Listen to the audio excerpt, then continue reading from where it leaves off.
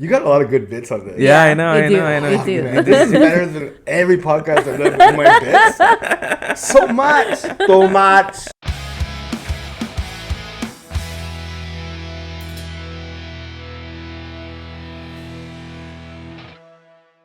Hello, everyone, and welcome back to another episode of Have a Nice Day podcast with your host, Janine. And Joshua. Today, as always, we always have special guests, but Yes. today we really have a special guest. He's flown all the way from Canada, from Toronto. LA. Yes, I true. haven't lived there for 20 years. True, from LA. He is a Filipino-Canadian actor and comedian for 30 years. He's currently on his world tour called Round the World, performing with Laughter Factory here in Dubai.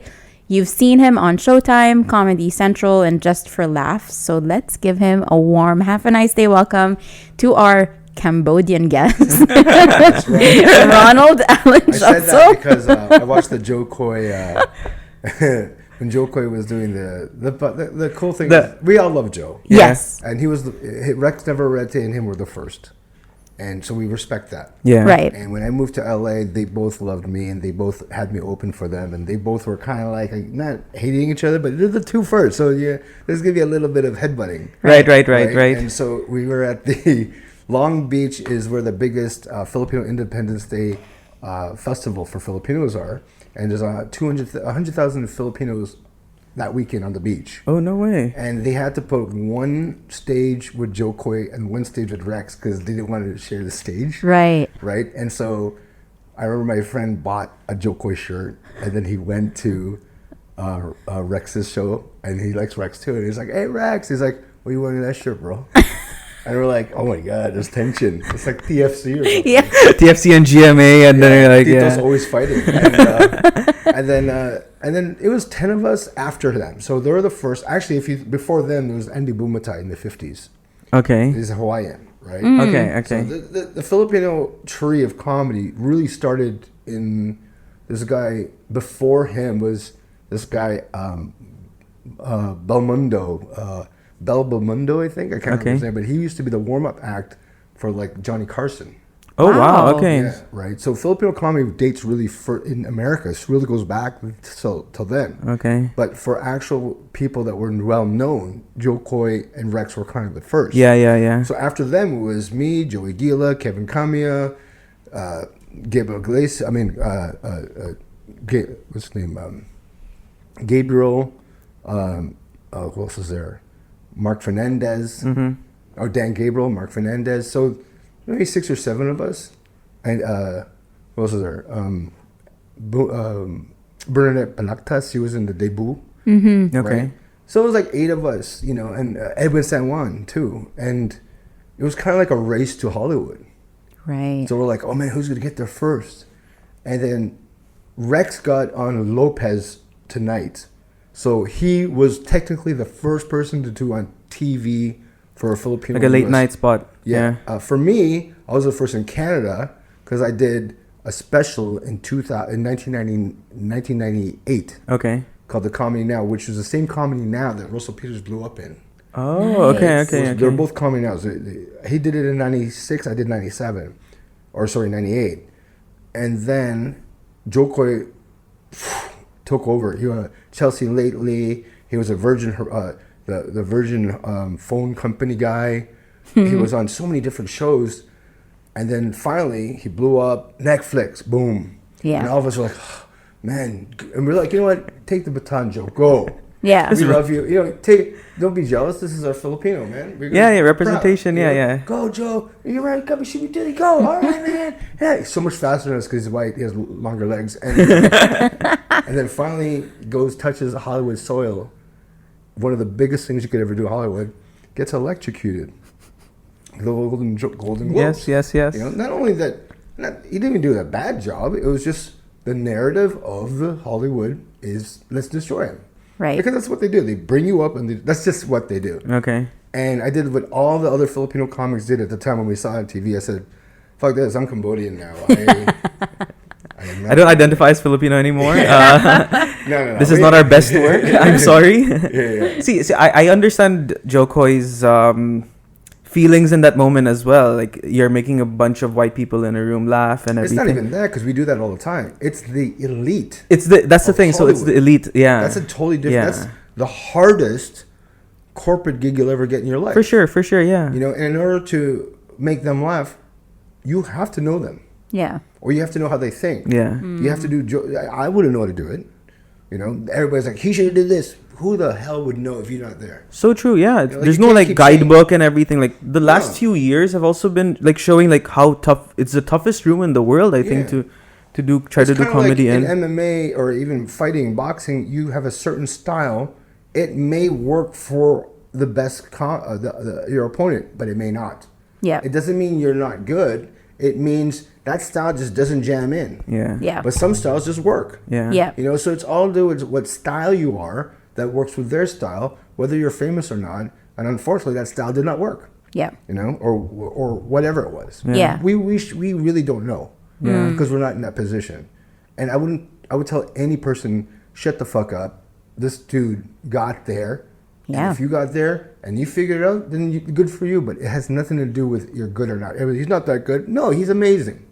Yeah. He's always been amazing. Yeah. But that's maybe the venue or whatever it was, powers that be, the time amount of time you had. You know, Chris You had Rock. 10 days, right? Well, Chris Rock apparently called him and said, "Hey man, you need at least 6 months to do that kind of stuff, because that's a hard gig." Yeah. That's what I heard. Yeah. No, but the thing about throwing the writers under the bus, but I don't know if that is a joke or anything, but I just For every felt joke it could have there's been a truth. handled a little bit better in that sense. Like, For sure. yeah. But you know, again, in our position, what do you do? Imagine the world's looking at you. True. And every Hollywood star's looking at you. You're no longer thinking consciously. Yeah. Your subconscious of survival comes out. Fight or and- flight mode, right? Yeah, and maybe that was the best thing he could have done at the time. Yeah. Maybe it wasn't. Maybe it was. Who knows? There's no other. You know, I wish the multiverse was real. You know, You could just pull out his time machine and try all the different things that would have made it. You try next. You. Wow. Who's Okay, have the this best? Yeah. Dolphy. Oh, Dolphy was the Let's best. bring Filipino- Dolphy out. Yeah. Dolphy from the grave. From the grave. And Bach. Dolphy is one of the funniest first Filipino people that made me laugh in life. Yeah. Dolphy and Poncheto. Yeah. I don't You know this? Poncheto. Yeah. I know Dolphy, but I don't know Poncheto. Yeah. Poncheto was his best friend. Okay. They were always up to no good. And it was probably in the 70s. I was 4 years old, and I heard my family laughing their heads off. I go in the living room, right, which was it was small, like this big, because we're all poor. And my uncles were like, so this Dolphy and Poncheto was in a house, and they didn't have money for the, you know, in the Philippines at the time, to make a alarm system or anything to protect your house, you put glasses. Yeah, and the glass cement on the top. top of the cement, right? Right, Yeah. yeah. And they didn't have enough. So what they did was take a string and put tae on it around the house. And so the burglars came in and they're like, let's go in. And it went right in their nose. They're like, hi, baho, ah. And everybody was laughing. And I was like, what is this? Yeah. This is the craziest way for yourself, the self-defense, your self-alarm systems in your house. Was that your first introduction to comedy? My first introduction to comedy is my dad is really funny. My uncles were always funny. I had a cousin named Bernard who would always make us laugh. So all of our Filipino households were funnier than Jokoi. Right. Like we were born in laughter I 100% agree. because you're poor, but there's nothing else. You know, you go to a small town, you only have sex with everybody because that's all you know. You Filipinos, you have to have laughter because Yeah. there's no money. yeah. Yeah. You know, and then the first time I realized I had some kind of funniness in me, I was 6 years old and we're at somebody's family parties, having a family party, and it was like 1 a.m. And my uncle goes, "Oh, go tell you." My uncle was weird. He didn't have an accent because he came to Canada in the 50s, and he was a foreman for Okay. big construction sites, and so he learned to speak regular English, and we all didn't know how. Right. And he goes, "Hey, Rana, go tell your dad we got to get out of here because we're going to the park tomorrow and it's too late." I go, "Okay, Dad." I walk. He was playing. My dad plays the piano. He's singing, and after I'm like, "Oh, Daddy, we have to go to the." We say, "Daddy." Did he? How's that? That's what I hate about growing up in Canada. We played hockey on the streets, right? And so when you played hockey at 5 p.m., everybody's parents would come out and go, Tommy, dinner. Yes, Mom. George, dinner. Yes, Father. My dad was like, Lan. So my middle name was Alan. Right. But they just say the last part. Yeah. Lan. I'm like, Lan. Who the hell is Lan? I don't know. And after he's like, he's looking at you. That's your dad? I'm like, yeah. And here's you have to answer, Daddy. And everybody was like, what the fuck's a daddy?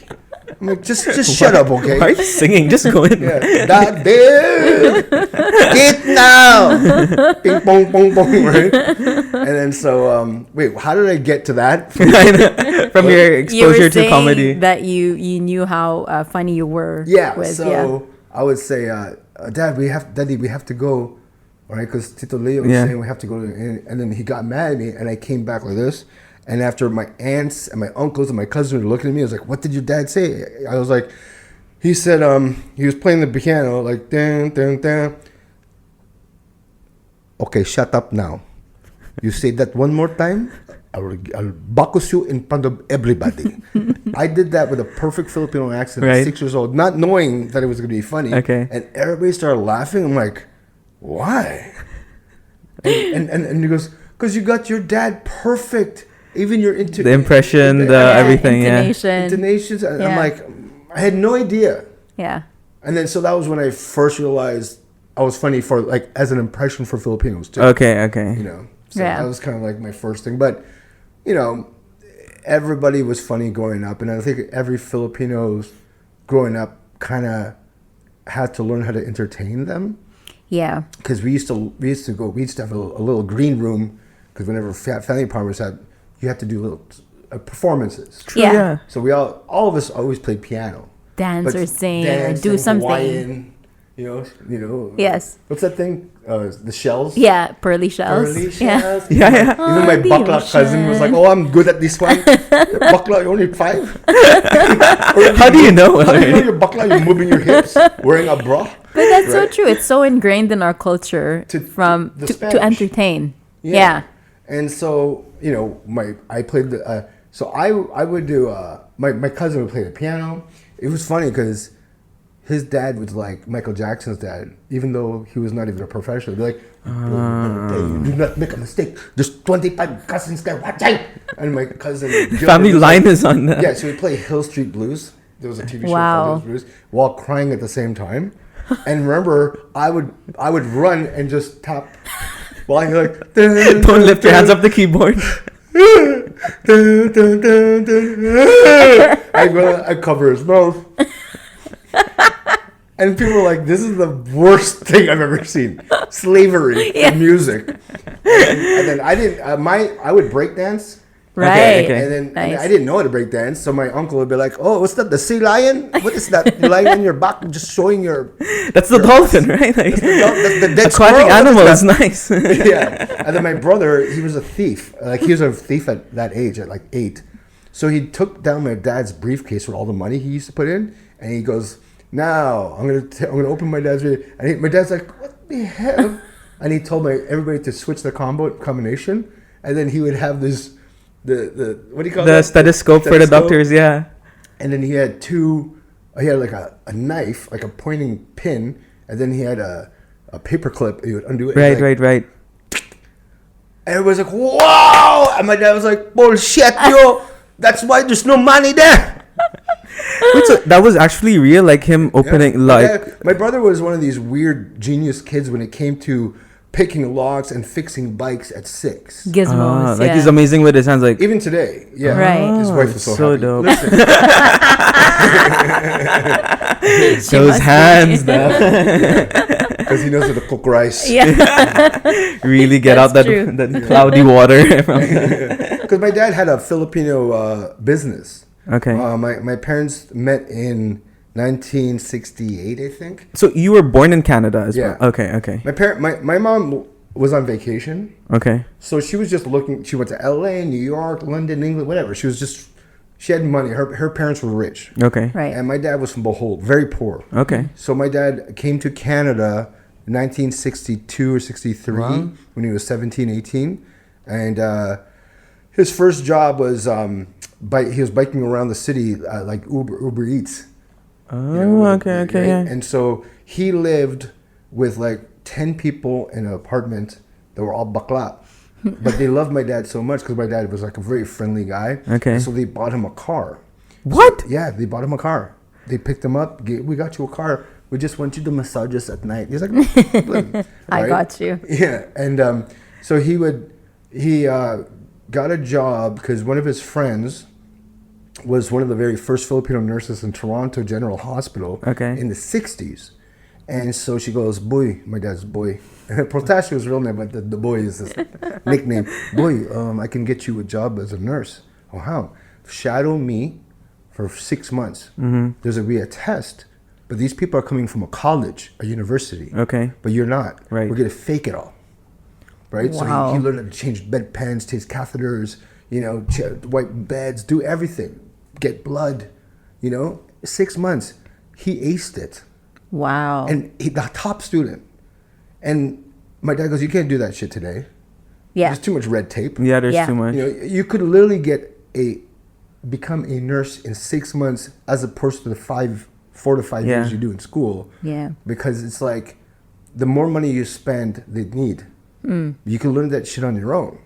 So my dad was a nurse. And then he met my mom in the Holiday Inn on Filipino Thursday nights, 1967. And there were like 50 Filipinos at the time in Toronto. And so that Holiday Inn turned into the comedy club that I first performed in '95 called Yuck Yucks. Oh, that's where Yuck Yucks is. Oh, Okay, no, okay. It was called Laugh Resort, sorry. Laugh Resort, At the okay. corner of King and I think it was King and Dundas. And so I said, my dad's like, oh, so what are you doing these days? I go, I'm a comedian now. I'm doing comedy. Oh, where? It says a comedy club called Laugh Resort. It's at King and Dundas. Oh, that's where I met your mom at the Holiday Inn in the basement. I go, that's where the comedy club is. He's That's like, so wow, cool. that's where your brother was conceived. I'm like, oh, come on. Too much information. You're like, I shouldn't have known that. Yeah. It's better if I don't know that. Yeah, so he my mom got in a car accident. My parents got in a car accident with my brother and I. And so my mom became a paraplegic when I was 6. Oh. So we all had to learn how to take care of her and be nurses. Okay, I'm so sorry about And that. then- Okay. I mean, I don't, Yeah. it's in my life. This is, I don't know. Yeah. Yeah. And so you don't feel anything as a kid. You're like, whatever, right? And I remember the accident too, because I was at the back of the van, and I looked outside, and the world was twirling around. Wow. I'm like, what? And then I woke up in a ditch. Right. You were outside of the car. Yeah. Oh, crap. Okay. Everybody got flown out of the car. Okay. And the ditch. Someone cut us off. We all fell in a ditch, and I remember getting up, going, I can't walk. I can't stand because my leg was ripped out of its socket. Oh gosh. Even though the skin was there, I saw this big thing. I'm like, what is that? It's part of my leg. And my dad was walking around. My brother was walking around. We're like, just stoned. Dazed and yeah. My mom was in a dish and she wasn't breathing. Oh gosh. And I remember that there was a priest that goes, is everybody here Catholic? Let's hold hands. This woman is dying. Let's pray. And I was like, Where did the priest come from? I don't know, man. There was probably a priest just walking around the corner. Yeah. And I'm ready. I'm ready to My do dad made this. sure he crashed near a church. Oh, there's a church. I'll be saved. Best place to die. Yeah. He's like giving the host going, oh shit, I have to help this guy. And then they took my mom to the hospital, and they're like, so my brother and I were in the hospital. Again, it's not sad for me. Okay. Right. It's just what I know. Yeah. And we're like 2 kids, like 6 and 7, 8, or like 5 and 7 or something. And we're just on a bed holding each other. And my dad comes in and he goes, and the doctor goes, was there. And my dad goes, you have to get up and go say goodbye to mom. And we're like, where's she going? No, she's going to die tonight. So we have to say goodbye. And he's Wow. crying. We're like, no. And you don't care. Yeah. Because you're a kid. You don't understand It doesn't that. make sense. No, to so I you. see Yeah. my mom crying like crazy with blood, and we're just hugging and kissing her. Going, I was more worried about the blood that was on her shirt. I was like, Mom, can you clean that? Yeah. You know. And then we're like, I don't know. And then we sat there in our beds, and we're like, oh no, Mom is really gonna die. So we start crying. Okay, it finally hit you and everything. Yeah, and then the next day, the doctor came in with my dad, and my dad was crying but smiling. I was like, what? And the doctor goes, we don't know what happened, but she started breathing. Wow. We took her off a respirator, so we're going to have her flown back to Toronto in the best facility for 3 years for rehabilitation. Now my parents were broke. They both worked in the hospital all the time. So my dad goes, how do I make money? You know, his job also was hiring Filipinos to become nurses in Canada. Oh, okay. He had to screen them, so he basically was the reason why Filipinos are the stereotype of nurses. Wow. He started that whole thing. Wow. He started it, right? Like, you know what I mean? Yeah. Like, I'm like- a Filipino. I did this in 6 months, Yeah. guys. We can all do this. It's kind of like my black friends. Like, I hate the guy the first black guy that ate watermelon. I hate that. Right. Yeah, it's like, don't eat it. It's gonna be You scorned. go back in time and Yeah. Hey, don't eat it. Why? Eat the sandwich. You know? the turkey sandwich. And he's like, no, I'll have a chicken. No. And then, right? Is that racist? Not in Dubai. No, not in Dubai. Yeah, anything goes here. Yeah. And so what happened was, he goes, wait, I hired 30,000 Filipinos after 15 years. Wow. I'm going to start selling them Filipino food because that's all they complained about. We cannot find Filipino food in this country. Bullshit. So my dad had a friend that knew how to import stuff, and he started a business. So that was like 1979 or whatever. By 1988, we were millionaires. Wow. By 10 years, we had a mansion. Insane. Wow. 8,000 square foot. You know, we had ramps in the house and an elevator. You know, like the ramps. We're like, wow, like Tony Hawk would have loved it, right? Wow. And so my mom dies 10 years ago, Okay. and my dad still has millions of dollars, like, you know, 2-3 million. And he asked me to fix his laptop. His laptop was all messed up, and I was like, I go, where are you staying this? He's staying in his cousin's house. Nice bedroom, like the master bedroom. I go, why you could stay in your mansions and stuff. He's like, I didn't care about money. I go, what do you mean? Your whole life was about money. He's like, no, I did that for your mom. I don't Okay. care about money. I Right. did it because I didn't want your mom to live in the ghetto. I had to Make She her was last used few to years. a good life as well. She came Yeah, from. being a regular, active and walking, you know, human, you can live in a ghetto. Yeah. You know, if you're functioning normal, but if you're in a wheelchair, you should not live in a ghetto. Yeah. You need a really big house to make you feel the space and the freedom that you should. Yeah. Because you can't wheel around in a ghetto. You Yeah. can't even go out. We had a Right. beautiful neighborhood. You go to a store, go to casinos. Wow. You know, and that's what I realized what Filipinos were. A lot of people are like, so I do 25 countries a year, and half the crowd is always Filipinos that never. A lot of them moved to other countries, but like you guys, never lived in the Philippines. Yeah. So their question to me is all the time, what are we? Yeah. I'm like, well, what do you mean what we are? Like genetically, or what are we as a people? And he goes, well, both. I go, genetically, okay, this is because of me researching this after 25 years of traveling the world. So Philippines, it was part of a trading grounds where Mexico used to be, and overseas in Asia where people would always come in and trade food. Okay. Right? It was not even a name yet. It was just a place. It was islands that were attached to before 1800s, or I think before 1900s. Singapore, Malaysia, Philippines, and Indonesia were called Malayu. Yeah. And it was just that was it. The Malays, yeah. And they spoke a Malaysian dialect. Yeah. And when Portuguese came and Magellan, and then the Spanish came and conquered that, there were indigenous Filipinos they're not Filipinos, they're Malayus. Oh, And okay. King okay. Philip called us Filipinos Yeah. because of his name. Yeah. Right? And I go, oh, so we're really mixed with Malaysians with Spanish. This is because when I first went to Malaysia, I heard people speaking Tagalog. I go, this guy said that sure was expensive, mahal. And he's like, my Indonesian friend or my Malaysian friend goes, yeah, because we all spoke the same language, idiot. I go, really? We share 400 the same words. Katawa is laugh. Yeah. There's so many words, And I go, okay, so before the Spanish, we're just Malaysians. Well, Malayus. So what's a Malayu? Half Indian and half Chinese. What? Every Filipino has Indian blood. Why? I'm fucking hairy, bro. You know?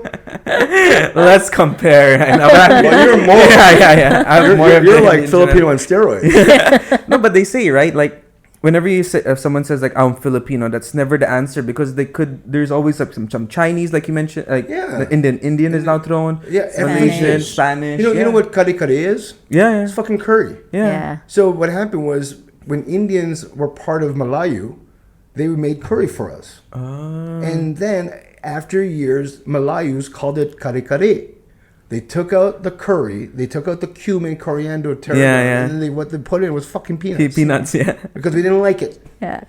It's too spicy, man. So if you go to Indonesia, which I've been to many times, if you go to any grocery store and go to the curry section, it says curry and in brackets kari kari. Oh, okay. cool. And it's just peanuts there. Like, And so they're like, so now that's genetically what we are. But then they go, but what are we as a people? I go, I don't know, but we're kind of like the only race I've ever seen, and only culture I've ever seen, that stays by their loved ones till they die. We just don't let go. Yeah. I've only seen Filipinos, because I grew up in hospitals because of my mom. And only the Filipinos would stay by the bed 24 fucking hours until their loved ones died. Yes. You know, lying there, putting two chairs together to make a bed. Yeah. I'll never leave you. You know, it's the craziest thing in the world, right? Yeah. But the flip side of that's why we're called flips, is the fact that we are so nice and so loyal as a person, as a people, that if you fuck with us, we are the worst fucking enemies. Oh yeah. We'll cut you off like samurais. Yeah. Right? We'll be dead to you. Yeah. You'll be dead to us. Yes. And don't even physically fight us because all of us have a little Manny Pacquiao in us. 100%. You know, because Manny Pacquiao is really the embodiment and what represents a Filipino is that highly nice, humble person. Yeah. Have you ever seen him cocky? Not at all. Yeah. He's You the know- nicest you know, behind boxer the camera? ever. Yeah. Mayweather is like, this guy's the nicest guy in the fucking world. Yeah. You see him in the NBA game, they go together. Oh, really? Like, you ever see the videos? And he's hugging Manny and shit. Oh, no, I haven't seen wow. that. Mike Tyson goes, I love this guy. Because there's no boxer in the world that's that nice. You know, because they have that thing, because they need to first get in the opponent's head. That's when they start the trash talk. Yo, I'm They gonna don't kill fucking- you. yeah. Yeah, don't get in that ring. You have a chance to back out. And Pacquiao's like, I'm just here for everyone. Oh, I like that This is Mexican. nice. I'll punch the black guy. I will drink Jamba Juice after. Like, we don't have that angry blood and competitiveness. That's true. That's but we true. do have a spirit of a fighting warrior. Yeah. Yeah. From the Lapu-Lapu days. Yes. Yes. And so Yeah. even my parents are my mom's from Cebu, my dad's from Bohol. And so when I go to Cebu, I hear a lot of weird stories, man. Like, you know, Filipinos have a lot of these weird stories. And I'm in Cebu, just by the shore. And then they're like, oh, over there, you know, Lapu-Lapu, there's a statue of him here. Mm-hmm. I'm like, oh yeah, just, he has like two swords. Yes. Which turned into like Kali sticks. Or Yes. And they're like, you know the true story of him fighting Magellan, right? I go, no. It's like, okay, history is written by the man or the person that owns a pen and paper. If you don't have that, there's no history. Yes. Right. So what happened was Portuguese came in, couldn't do so. It took 4 times the Spanish and Portuguese to take over Philippines because we hid in the jungles. Yeah. Leathernecks was a term that Americans would use because you had to wear leather on their necks because Filipinos would cut your necks on the trees. So they had to wear these leather straps in their necks, right? Right. And we learned how to fight in the dark.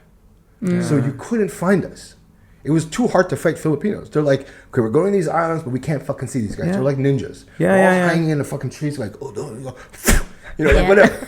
And they would wait for days sitting in a tree branch, and like Americans, like, where's What everyone? the fuck are these fucking jungle people? They'll just come out, attack, and then go back up. And Yeah, so eventually they go, you know what, we're just going to have to destroy them by fucking fires and guns. yeah, right. And then finally Magellan comes in. And so now they say that Magellan wanted to fight Lapu-Lapu because they were like the 2 leaders. And Lapu-Lapu was like, I'm going to fight Magellan. I'm going Right. to kill him.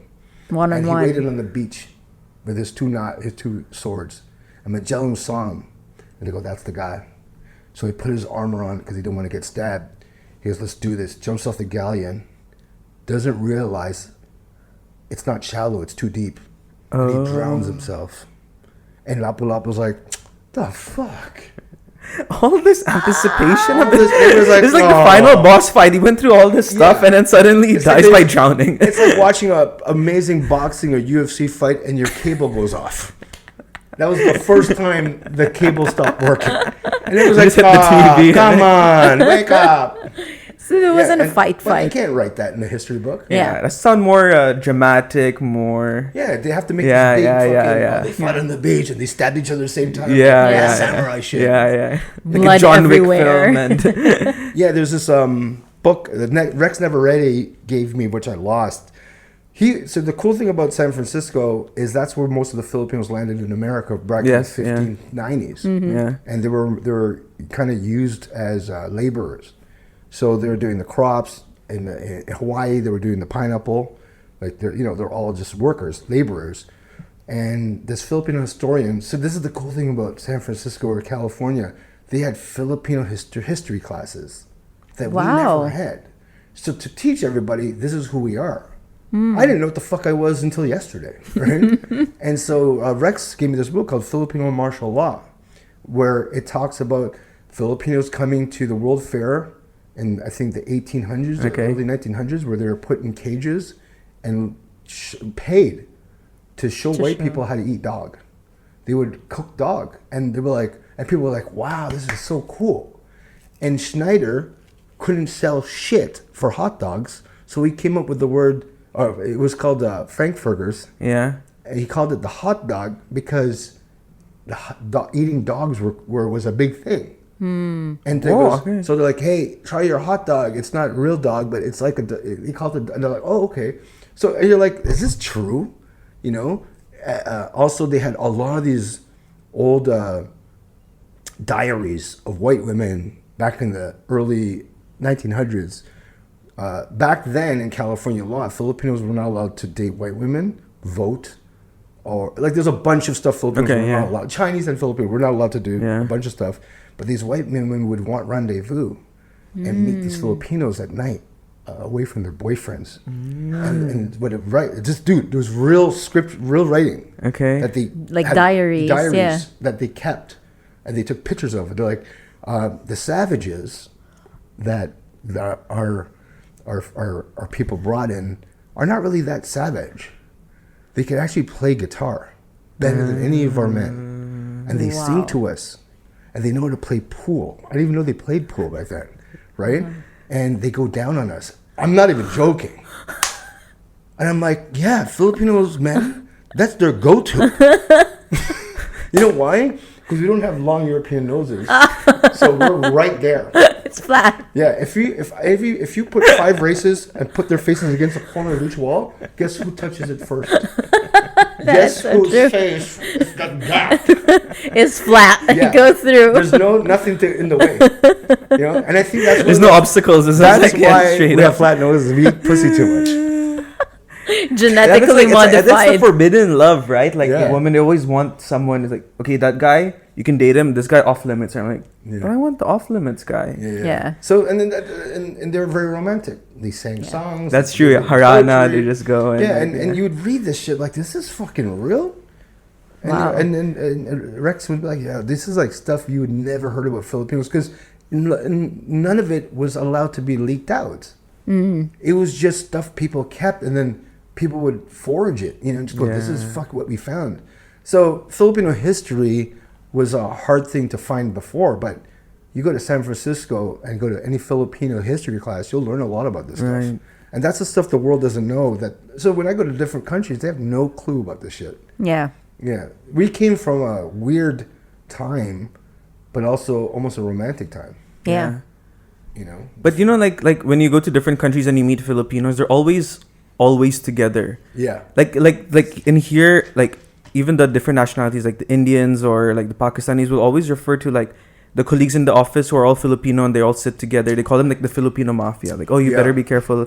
Well, that's with a them. real They thing. eat together. They spend time outside the office together. It's like they're like, but it's a good and bad thing. Like it brings together the people. They found their safe place and everything. But then it's like very hard for people to like get in. Like let's say if I'm new to Dubai and I want to be friends with a Filipino, it's really hard for me to get into. Well, that's the first of any generation has to congregate to make themselves strong. True. The second generation, right, does not do that. So with me and my nephew now, whatever, all their friends are mixed.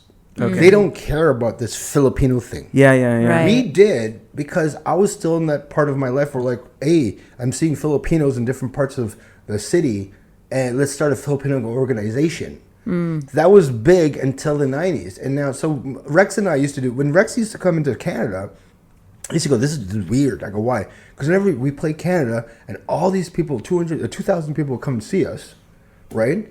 But they would never stay at the after party. And he goes, in San Francisco, they stay. I go, is it because they don't know each other? He goes, no, we all know each other because we all seen each other growing up. But we don't hang out with each other anymore. Okay. So that's something that the second generation stopped doing. Third generation is already gone. Where maybe Dubai is still like that. Yeah. They still need the strength of a community to get themselves stronger. And True. And so the generations now is so not like that. They don't hang out. You almost have to force yourself to learn the culture again. Yeah. In my world, in America. Yeah. Yeah.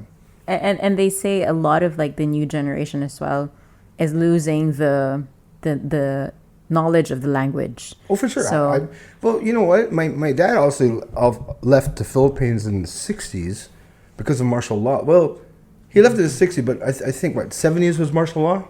yes. Marcos? Yeah. Because of martial law, a lot of Filipinos left the Philippines. Yeah. And they didn't want the culture to be part of them anymore.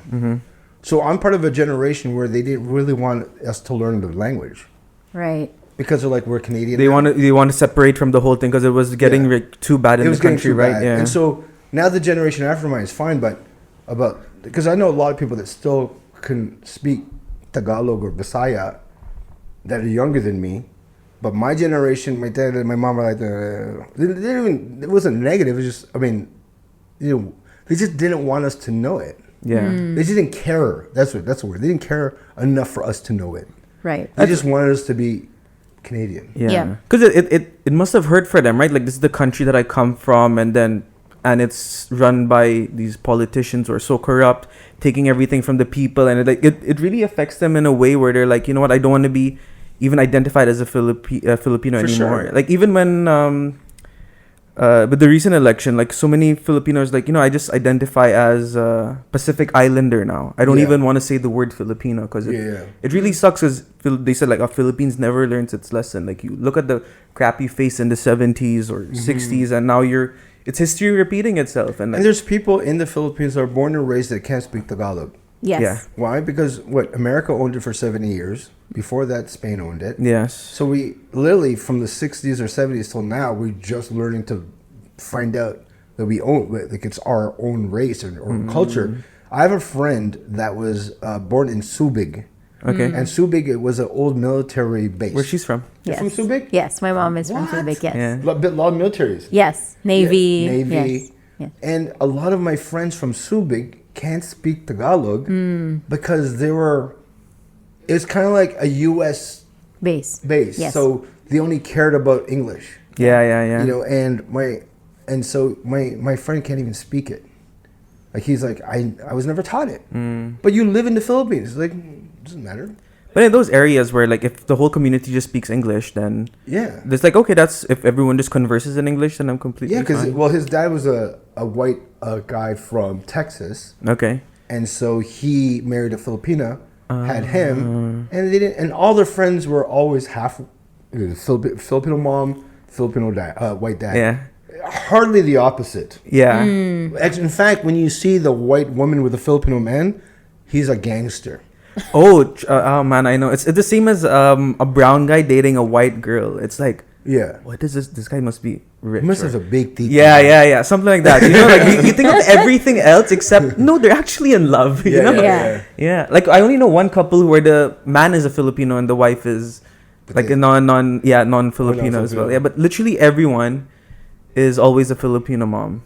Yeah. Again, and that's why it's kind of like, you ever see like a lot of TikTok half Filipinos, they always talk about their mom. Yeah. They're never like, because my dad always says, don't talk about that. No, they're always like, my mom says, stop that. Like it's never the dad. Yeah. It's very rare. Yeah. We met one, Zahra, Oh yeah. in the Yeah. Philippines. Her mom is Palestinian and her dad is Filipino. Oh, wow. So it was super cool to us because, Yeah. again, usually it's the mom who's the Filipino. Yeah. So that was super cool. Yeah. Yeah, but it's true. But like what you said, like if you see all these TikToks of the half Filipinos, it's never about, oh, my American dad does this. Like, no, it's always the quirkiness of a Filipino mother, like And that's why my act is more about my dad, where most Okay. Filipino comedians acts about their mom. 100%. Because their mom was more influential in their upbringing. It always the Philippine mom was wear the pants. Yeah, and my dad was the breadwinner because my mom was in a wheelchair, Right. and she was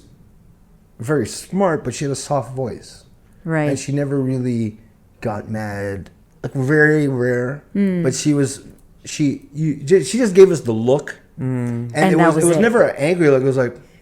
We're like, fuck. It's a disappointed look. Oh, I don't like that. Yeah. It's worse than I'd rather be shouted at than Yes. angry rather than I'm so disappointed in you. God. You could have done better. Oh fuck! I'll do whatever. What do you do? I'll Yeah. do anything you want. Yeah. Yeah. The mom was different. Yes. I love them both the same, but my mom just gave me a look, and it would break my heart. Yeah. You're like, this is it. I've done something wrong. Yeah, and I would do anything in the world to fix it. Yeah. I know what you mean. Yeah. Did your dad bring in a sense of like the Asian strictness into you and your brother? But my dad was also, he wasn't a regular guy. He was just, look, my dad is remarried to a 38-year-old. Wow. He's 78. Wow. Go dad. Yeah, like he was a different kind of person. Were you okay with that when? Yeah. Well, okay. All my female cousins are like, that's disgusting. Your dad should go in the mall with the rest of the old Filipino men and just wait till they die to see their wives again. This is what we saw in Hawaii. Just old Filipino men waiting sitting to die. in the food court. I have to die soon. I'm bored of this shit. And my dad goes, and my dad. I remember my dad did that. Okay. So my mom died 10 years ago. My dad remarried 2 years ago. Okay. And for 8 years, he was in the mall with these old Filipino men In the food court. Just that all died. Oh gosh. So my dad was like, "What is this? This is not life. I'm not ready to die. Right. They're ready to die. So if you're ready to die, you will go." yeah. Yeah. A week before my mom died, she even said to me, "I don't want to live no more," and she died. Yeah. Once you lose the battle with your mind, then everything That's it. topples after that, right? Right. So And so my mom and dad, they're best friends, were also 70 years old, and what happened was, my mom died, and their daughter was dating a 50-year-old. She was like 35 or 30, and she was dating like a 50-year-old. So she liked older men or whatever. And so she's Filipino too. They all lived in Canada. So the dad, the husband died of cancer or some shit. So they're like just hang out with me and boy because his wife died, and so they just hung out for 2 years. And she fell in love with my dad. Wow. And now he's like doing zip lining and shit. So I'm like, stop it. You're so wrinkly.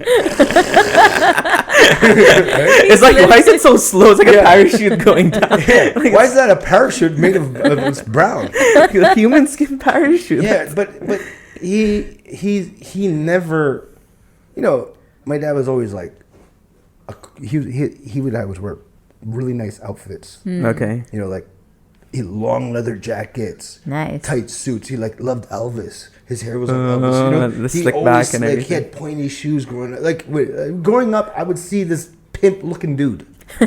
And he would always sell. When he became a salesman, it was easy.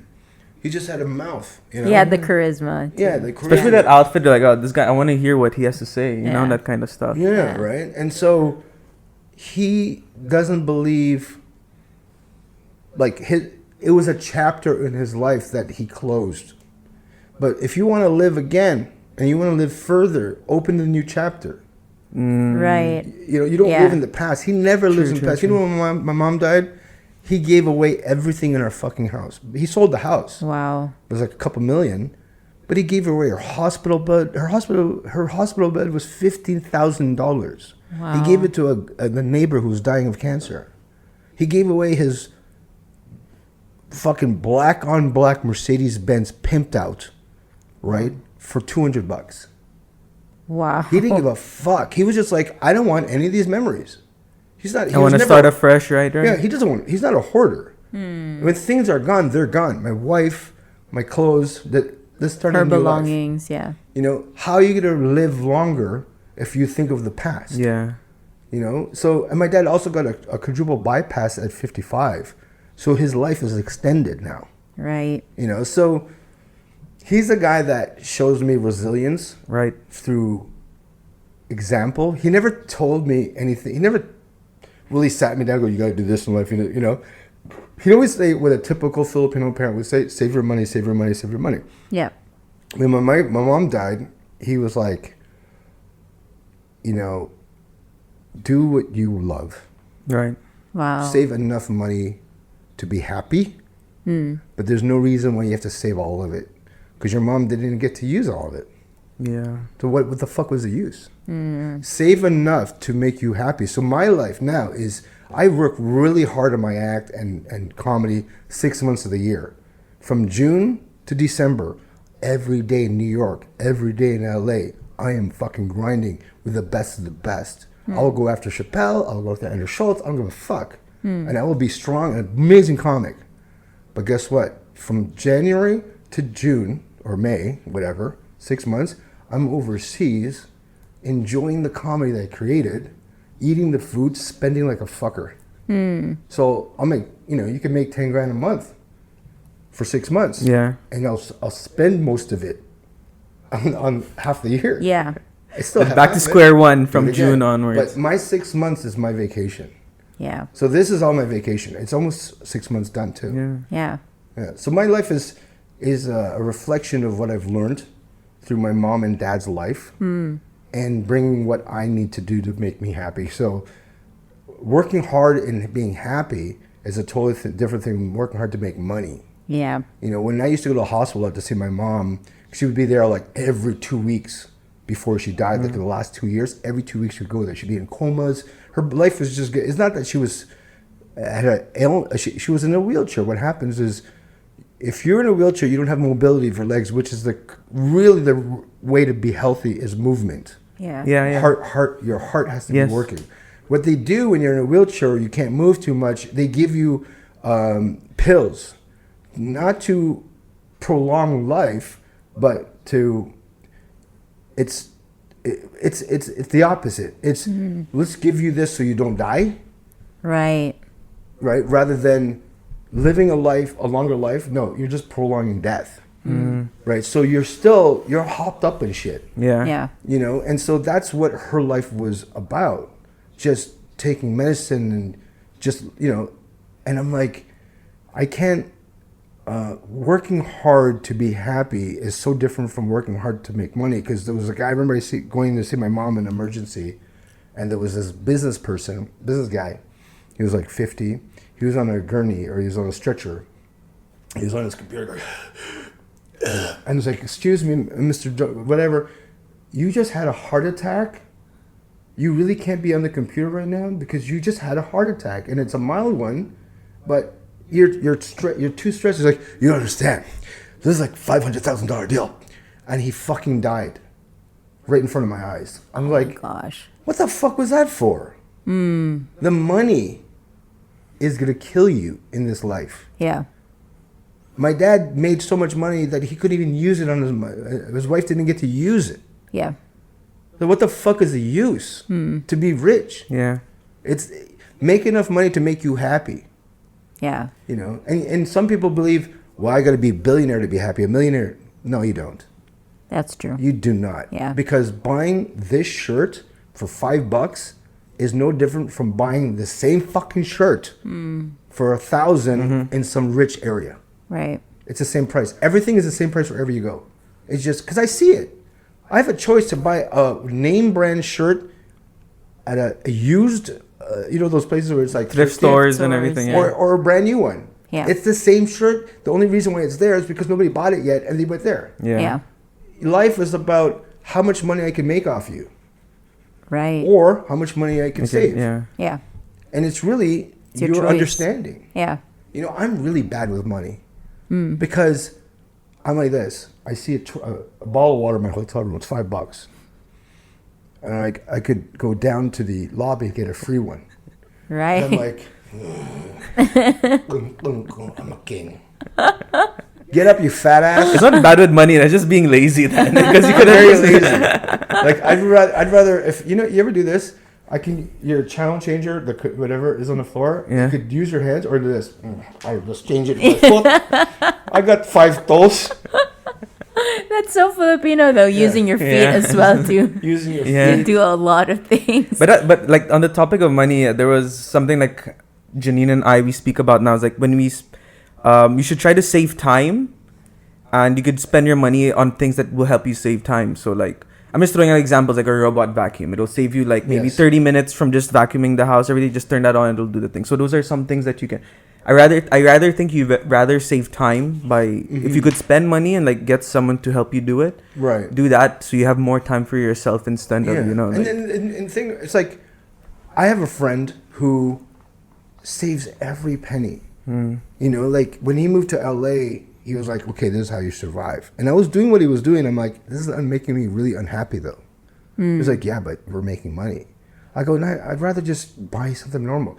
Look, we're going to go watch a movie. Every time he goes to the restaurant, he uses points. He doesn't have a girlfriend because every girl's like, why are you taking out coupons? yeah. There's a fucking date. If I don't mean anything to you, Right. you take out a coupon. Yeah. Right? I'm not worth an actual real Yeah. price of the steak. So whenever I go with this guy, he's like this. All right, where do you want to go? Oh, let's go to Wild Wings. Man, I love Wild Wings. Okay, let's go. So we go to and he's like this, I'll take you out. I'm like, cool.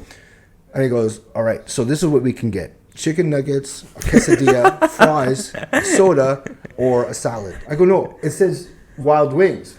I'm here for the wings. Yeah, but I get every one of these for $2 each. I go, why don't you just get wings? That's $15. That's $5 over my budget. Dude, let me buy my own wings. I promise. I go, I don't want your promises no more. Because this is going to make me unhappy. Yeah. You know? Yeah. So it's too much. And yeah. I can't, every one of our friends can't hang out with him. Yeah. He has no girlfriend and he has probably $500,000 in the bank. He has a nice condo, but when you go in, there's nothing in it. There's no pictures on the wall. There's a TV probably as big as this. One chair in front of it. He has a bed. So when I moved to LA, I got a new apartment. He goes, let's go shopping. For what do you need? I need a chair. I need a table. I need a couch. I need bed sheets. I need this. All right. He brought me to like a fucking Goodwill. And he goes, all right, I got your bed sheets. I go, these are $1 each. He's like, I go, what do you think you're going to spend? I go, at least 30. I look at the thread count. It's 50. There's spaces in there. It's like a net at this My point. teeth can go through it.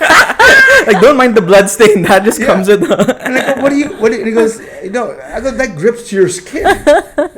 He goes, yeah, well, what you're saying. And then, so I said this to him. I go, what's your favorite food? And he goes, I love steak. I'm like, okay, so let's go get a steak. He goes, but what tastes more to him is if something's on sale that's not steak. So he goes, yeah, but there's salmon, which is okay, but it's half price of the steak. I go, so that's actually makes you hungry? Like, he goes, my taste buds are connected to my fucking cheapness. Right. So when he sees something that's cheap, it fucking overpowers what he really likes. Where I can't do that. Yeah. You want what you want, so Yeah. you go for it regardless of He's like, look, a real woman is amazing, but this tranny, bro, half price. You may get a dick in your mouth, but there's also a pussy. You get both. And that's another one. I can save more money in this I manner. can save more money on this tight tranny. You're going to a real normal woman. But this is all about balance, as you said. You work hard, but then you also use hard, what you've yeah. worked hard for You to work, enjoy and your you life. have to enjoy the work. Yeah. But I can't enjoy a whole year of work. Right. I can enjoy 6 months of work. Yeah. And I really enjoy the work. It's like working out. It's hard, but I enjoy it. Because you feel satisfied. You feel accomplished. Yeah. Because there's nothing more shitty feeling that you're not accomplishing nothing. Yeah. You know, that's why they say make your bed in the morning. It has nothing to do. You're going to go back in it. It's an accomplishment of the first day. Of The first 1 minute of waking up. Yeah. Accomplish something makes you happy and gives you some self-esteem. Yes. And, you know, and a lot of people don't understand that work is not about work. It's the wrong word. It's accomplishing something once a day, which is really work. But don't say the word work. Work upside down is almost the N-word. But anyways, that's what it is. Work makes people not want to do anything. Yeah. But accomplishments makes people want to do everything. So let's change the word work to accomplishments. Because you're accomplishing things, yeah. Because that's what it is. That's what gives you esteem. That what gives you integrity. Right. That you did something as small as brushing your teeth, as small as doing your bed, tidying up your bed, whatever. That's your first. That's why a lot of people go to the gym right in the morning. They want to accomplish something. Yeah. They may not get it the rest of the day, but at least get that one thing. So when I wake up in my life, I have to be, the first thing I think is, what makes me happy? Accomplishment. Do something. Go to the gym, clean my room, fix my bed. I swear, even my hotel room, I do it. Even though the guys are, do you want room service? Your room service must loves you. Do you need help for the other rooms? Because I have like an hour to kill. So I'll help clean the other rooms if you need me to. It's probably a Filipino fixing his bed. Oh yeah, totally. Yeah. And I wanted to touch upon your comedy because it revolves around you being Filipino, you know, our culture and all that. Is there one stereotype of being a Filipino that you don't believe is true or you hate? There's a lot of people online right now that are using the Filipino race card to get a lot of views. Some of them are not even Filipino. I was just gonna talk about this. It's called Filipino baiting, right? Where it's the worst. Yeah. And I do a lot of Filipino stuff, but I have to go if this is authentic to me or not. Because if it's not, I can't put it up because I'm a liar. There's a lot of non-Filipinos are doing these fucking stupid Filipino accents, and I'm like, you're just doing it to get fucking Filipinos to bait on you, but you're not even Filipino. You don't even care about our culture. Hey, show me that you're in a hospital helping somebody. Like, show me that you love our culture before you use our culture. Yeah. You know, I don't mind if you use a culture, but be part of the culture. Yeah. You know, Russell Peters that does all these different accents, he loves the actual people of these accents. Yeah. When you see there's a lot of other races that do the accents of different cultures, but they don't even know the race. I remember this girl said, all that Russell Peters does is he makes fun of races. He's so racist. I go, do you know he's best friends with Vietnamese people, Filipinos? He grew up with all these races and he embraces them. You don't even know anything. So if you tried it, you wouldn't get the same laugh because it doesn't come from your heart or it's authentic, right? So what I hate is these non-Filipinos doing that stuff and Filipinos coming up with fake stereotypes that we don't even have. This one guy goes, you know how Filipinos, when it rains, we go out and take a fucking soap and wash ourselves? Where have I seen that besides the videos in the 20s? And it's literally every other country, you know? Like, I've seen, people just want to enjoy the rain, bring a bar of soap. Yeah. It's not a real stereotype that we have. Yeah. Right. You know? Filipinos do this. Once I'm trying to think of a stereotype that is not even... Maybe a couple of people have done it, but it's not a real stereotype. Yeah. But they amplify it to make people laugh. Right. You know? Yeah. Like, pointing with their lips sort of is funny, but I don't see that too much. Right? You know, washing, you know, I don't know what else. I can't think of any fake Filipino stereotype that I don't believe that's true. That the washing on the street, I don't think that's a real thing. Yeah. Maybe for some. Yeah. Or when like the rain comes out or by the lake or somewhere, but it's not. Like, I don't know about, like, you know how Filipinos usually use Skyflakes boxes for everything? Yeah. I don't see that too much today. Like, the stereotype does change. Right. So, if anything, it's an old stereotype that I don't like. Right. That at least get a new one. It's kind of like after Obama became president, you cannot use old black stereotypes. Right. We do this, we do drugs, we do that. No. The motherfucker became a president. Yeah. Respect that. Yeah. Change it now. Don't go back to the past. Right. That's what I hate. Yeah. When you're not progressing with the Progressing time. with He's times. yeah. You know, give me the new stereotype of Filipinos: boxers, DJs, right? Right. Still nurses though. Yes, Yeah. that will always be there. I think we'll always be like Yeah. nurses because Yeah, we love caring for people, as you just said. You know, so you do. You know the problem with being a nurse is when you're in a relationship with a Filipino and you want to role play, the go-to is a nurse. Yeah. But you go, okay, let's do I'm the patient and you're the nurse.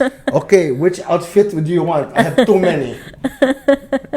Uniforms, AKAs. I'll be the doctor, you'll be the nurse. That's how we met. yeah, that's This is exactly. This is our life Real story. life. I do have my scrubs in the Still wearing my Never Crocs. We can never be the sexy nurse. Yeah. Because if you're like, I think you got the wrong outfit.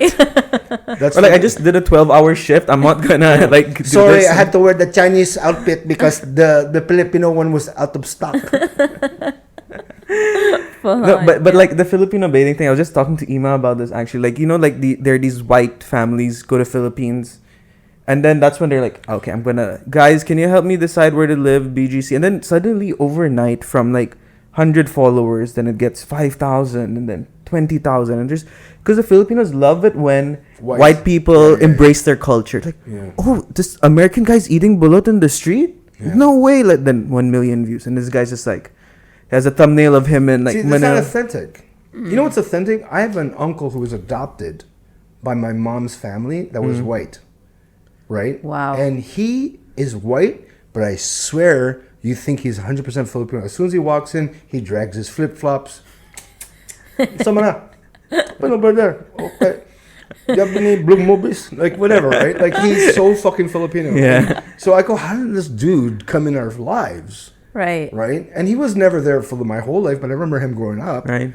And they adopted him because this is what happened. I guess, I don't know. This is a weird story, but a lot of Americans had, in the war in the 40s, Yeah.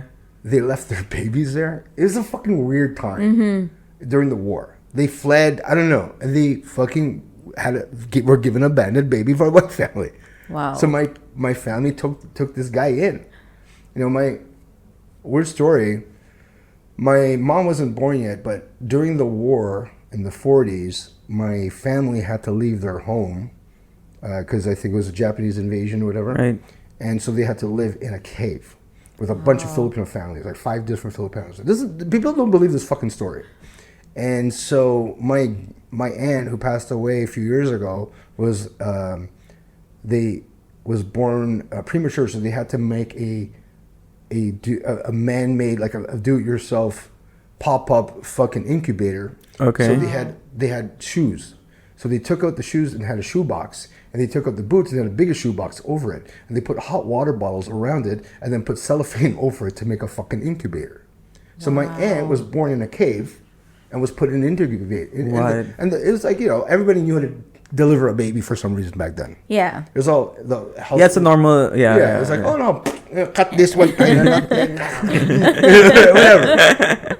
All the wolves were like, wow, that's good. I'm not gonna go to them. They We can't even do that. Yeah, we call the sheep to help us. And so their cave was infiltrated and found by the Japanese soldiers. Okay. And so they're going to kill all the families, including my mom's family. And then the sergeant or the fucking general or whatever comes in and he goes, all right. And then he sees my grandfather and he goes, I can't remember his name even. I called him, he was dead when I was born, right? Let's call him Leo again. Yeah. Leo? And the guy's like, Kobayashi. They grew up together as fishermen because my grandfather's father was a fisherman. And that guy's father was a fisherman, so they grew up together. Wow. Up to their teens. What? Yeah. Because they were shipped, they went back and forth. They knew each other because that's all they did. They went back and forth. It was a Philippines was a fucking trading. Right. It Yeah. was like a hub trading hub. Yeah. For ships and shit. And they're like, oh, wait, we can't kill these guys. So they go, look, we'll capture them. Just make sure nobody comes in. So they guarded it. Wow. And they made them live. And then the Americans came and rescued everybody. And when they left, they saw the general dead. And so they're like, holy fuck, this guy saved our lives. If it wasn't for that guy, They would have all been. I wouldn't even tell you the story today. Yeah. Yeah, so I mean, some weird shit was happening back then. It's like small world, huh? Like, yeah. Wow. Got any good fish lately? What an amazing! That'd be a funny video. You want me to eat tilapia? I like the clickbait title. I was about to kill this guy until I realized he's my friend.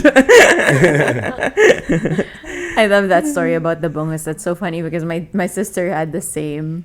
Oh yeah. She was eating bungus, and it does have a lot of like. I don't eat bangus for that sole reason, for the thorns. Yeah, there's like 250. Yeah. A lot, yeah, and sometimes you just eat it without knowing that there are bones inside of it. And it's If it's super a sitting down, itchy. you can boil it to boil. Yeah, and this Just dissolves. breaks Almost, down. it's not there. Yeah. Yeah, but bungus is like my dad used to make, because he had the big Filipino factory. We had like 15 workers, Including you. We'd have a long. It looked like you're making crack, but we'd cut bangus and we'd debone it, and we would have competitions to make it fun. It was an 8-hour bangus day. I hated the bangus day. Oh, Tuesday's bangus day. Fuck, 8 hours of this shit. And you're like 12 years old. I'm like, I gotta do my homework. Yeah. But your dad is like, no. Yeah, we were doing it. Yeah, and then eventually we figured out how the fastest way to do it. You take a tiny like a small knife, Okay. Yeah. like it was like one of those peeling knives, Okay. and then you would take a tweezers. So I knew how to cut it perfectly. So I could debone a bangus in a minute. Wow, that's Yeah. a talent. It's very, if anything, I'm more talented at that than anything else in life. And then one time, I think it's a sunfish. I don't know. I was in my white friend's home, and they had all this fish that their dad bought from or caught from fishing, but he wasn't there, and he knew how to skin fish and do that shit. And he's like, "Well, I wanted to like barbecue fish for everybody and like fry fish, but you know, my dad's not here." And I was like. Hold my on. beer. Yeah. Hold my peeling knife. And I swear they're like, what? Wow. They're unbelievable. Wow. These hands still smell like bungus. The smell will never go away. So if you had a bungus today, you would still That's what I remember. brought. Yeah. Well, one of my videos is I show you how to debone a bungus. Really? Oh, really? Yeah, like my Instagram is so ridiculous right now. It's like how to debone a bungus in 1 minute. Okay, guys. Next video is like me playing a prank on my dad. It's like, what is this guy on? Are you looking for Filipinos in Chinatown? I did. You saw that one? Yes, I saw that In one. London? That was too funny. Yeah, Portugal was on. Did you see the Portugal one? No. So I do this thing online called Finding Filipinos, Yeah. right? So the one in Dubai was insane. That was too funny. Did you see the one Yes. in Dubai? Everybody in the mall was fucking Filipino. So and I go, what race am I? That's another game I play. Okay. So I go to 20 different countries a year. So I'll go to different places and I go, what race are you? So in Tokyo, I'm there and my friend translates to an older woman who's actually cooking street food. And he's like, what's it good about? And the guy, she's like, he's like, what race do you think he is? Like, Okinawan. I'm like, why You could- Okinawan? You know, I You could could pass totally as a see it like you as a Japanese, Japanese yeah. person. That's Yeah. so true. And I Yeah. go, why did she say Okinawan? And she's like, why is he Cody? He's like, and it was like, if we're walking away, it's like, because you're fat. In Japanese world, I am, right? You have a beard. Okinawans have beards. Yeah. You're dark because they're always fishermen, and Right. you're drunk. And they're like, why am I drunk? I was like, oh, because you don't follow suit. I go, what do you mean? In Japanese culture, if you go to a restaurant, you file in from the next person. Like you go, okay, you start from the right, go to the left. You're always like, oh, nobody's here, let's go there. Because I like to be around big spaces. Okay. Right. In Japanese culture, you don't do that. And then you're walking, it has to be, it's a weird thing because like if you go to Japan, your eye line and how they created the city is perfect. You're like, did someone draw this? Like the lines are perfect. Okay. Right. Because they want it to be aesthetically pleasing for your eye. You could tell the culture really cared about how you looked at things, Right. right? And so when you see people, they file in right behind each other on the sidewalk. I They're do so not systematic, do that. I just yeah. walk around the place. They have a saying in Japan that says, if you're the nail that's out of place, we'll hammer you into place. You know, they're very strict culture as much Yeah. as they're, They are. you know, they're nice, but you know, yeah. so very systematic. Like, it Very has to be like systematic. this. That's the Yeah. thing, you know, like someone watches all these Japanese comedy game shows where like, what is that, Takashi's Castle? Like, oh, Yeah, look at yeah, these yeah. people. Then they go there and it's like a different, where like how organized, like this organized chaos. oh like, yeah, organized chaos. Yeah. Yeah. You know, if you go to Japan at midnight, everybody takes off. Everybody is so fucking drunk that they run around like ask any Japanese person, man. When me and my friend Justin were there, we're like, there's 2 old men wearing suits in a bush, singing and drinking from a bottle of wine. There's 5 teenagers face planted on the sidewalk where people are walking over. This is every night after 12. I'm like, why is this? And my friend's like, that they're allowed to do that because they work so hard. Yeah. Okay, so this is Yeah, like they their... work super long hours. Yeah. And so they're allowed to do that. And then the giant bus comes in, and in translation, they have a megaphone that says, if anybody's too drunk to get home, jump into the, it's like a SWAT fucking bus. We have beds, we have drinks, we have food. You just tell us where you live and we'll drive you home. No way. Yeah. Wow. There was a bus that pulled up in front of us, and there was a cartoon bunny. It was like, yay! And I'm like, oh, this is cool. It's like a kid's bus, a cartoon bus. What is this? And my friend's like, that's a fuck bus. What? I go, what? If you go, you want to show me? I go, I'll show you. I go in, you go up this bus, and it's one side, it's all curtains and cubicles. And Okay. over here is you sit. And you open it, and there's Japanese women in bikinis going, how much you want? How much? This is $100 for everything. It was crazy. And then you just have What? sex in there. While the car is driving, or... No, they pick up people while it's driving, but they just have sex in there. Okay, I need to go to this place, but I'm also really horny. So like, I go to work too. Hitting a lot of birds with one stone. And so my friend who books, I have a few bookers there, and she's one of my friends who lives in Isa, and that's where the Last Samurai movie was based on. okay. The last of the samurais lived there. Okay. And she was upset. I'm like, what's wrong? She's like, man, I just got molested on a bus. I go, well, she's 50. I go, fuck, I'm sorry. She's like, yeah, but it's always these fucking old Japanese guys that, you know, they wear these jackets that have fake arms, and then so they can do this. I'm like, that's disgusting. So we go walk around. There's all these different shops. I go, is that the jacket? It's like, yeah.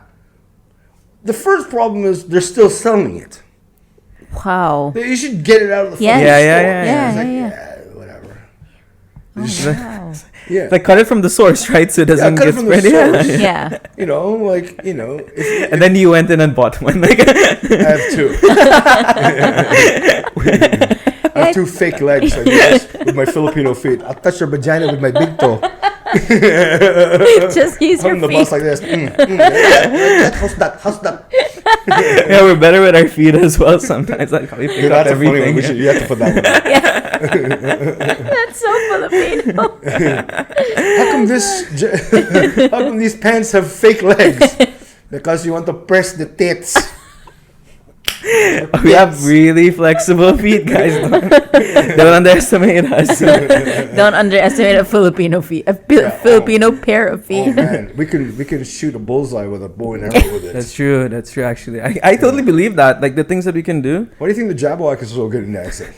It's true. it's their pits. It's their Pete's. Jabberwockies are they Canadians? No, they're all No. from San Francisco, Okay. San Diego, and LA. Right. So one of my friends is a cousin of one of those guys that won. Nice. Yeah. So I went to see them, and they actually liked the bit I put on them. I Yeah. have a bit about the Jabberwockies. Oh, okay. Yeah. They won because they wore white masks. Oh yes, I think I saw this bit. Yeah, yeah, yeah. And people are like, how could you say that? I'm like, the Jabberwockies loved it. Yeah. You know? Yeah, I if they went to loved see it them then. live. Yeah. Yeah. I love They have a the residency in Jabberwockies. Vegas as well. They have Yeah. a residency in Luxor. Yeah. Yeah. And then, so the Japanese culture was so weird, but they thought it was Okinawan. You know? And then I would and then Portugal. Oh my God, everybody knew I was Filipino. Really? What? Yeah. I go, what am I? Filipino. What am I? Filipino. What am I? Filipino? And I go, how do you know that? We know the people we invaded. and conquered. I'm like, fuck. Yeah, they're like, you look like a target. That's what- 100%. Yeah. You That look is like the too- guys that we fucking That took is over. too- Yeah. You know that. Do you think white people don't know what black people are? Gonna cut that. Wow. No, you gotta put that one.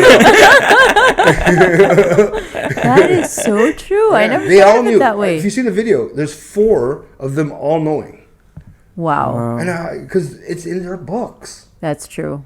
Yeah. Of course they know. We sent Magellan. Magellan Yes. was fucking Portuguese. Yes. Yeah. Yes. Oh, you're Filipino. Why? My nose? No. We enslaved you. What are you doing out of my house? Get the fuck back in my head. they have this thing called leton. Leton? Okay. Leton, which is where lechon came from. Lay, as in get laid, town. Town like town. Lay town.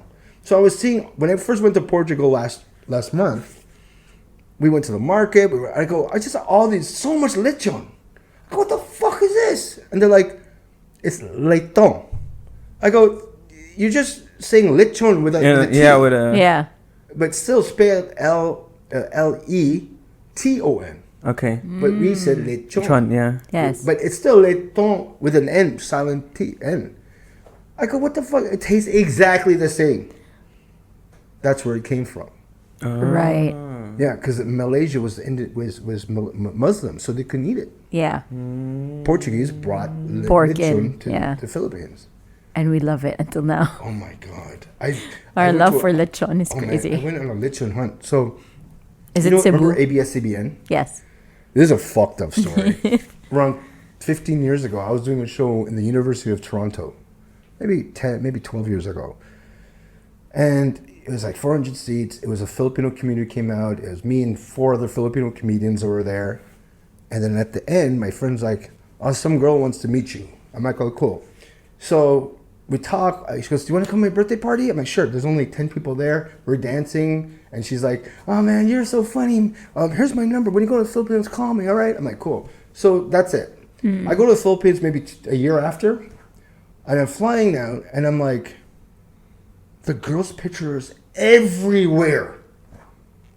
Billboards. It's fucking Ann Curtis. What? Yeah, I was hanging out with Ann Curtis, who's like the Taylor Swift of the Philippines. Yeah. Absolutely. Like, I'm like, what? So I land, I'm like, this ain't real. I go, this can't be the same person. So I text her, and she's like, hey, Ron, come to ABS-CBN. I go there, and they're like, oh, Ron. I do their talk show. I had to do stand-up. That is so On the cool. TV show? Yeah. And then she's like, we want you to do this lechon thing for us. I go, what? So I had to do like 10 different lechon and judge them. Right. Okay. Yeah. Right? Oh my God. We went to so many fucking lechon places. And I probably gained, I went to a C cup. And I got a C cup and gout. And cholesterol was high. and a girlfriend. All of that. You smell like pork. Sus. And we tried so much the fucking lechons. And then I went to the one that Anthony Bourdain went to. It was called Sibuchon.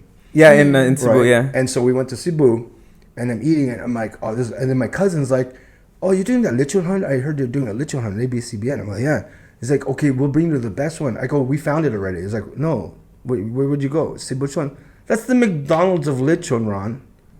You have to go to the fucking province. Wow. So they brought me to where my mom was born and raised, which Dumanhog. Okay. And it's 3 hours from Cebu City. When you land, you have to go up a mountain.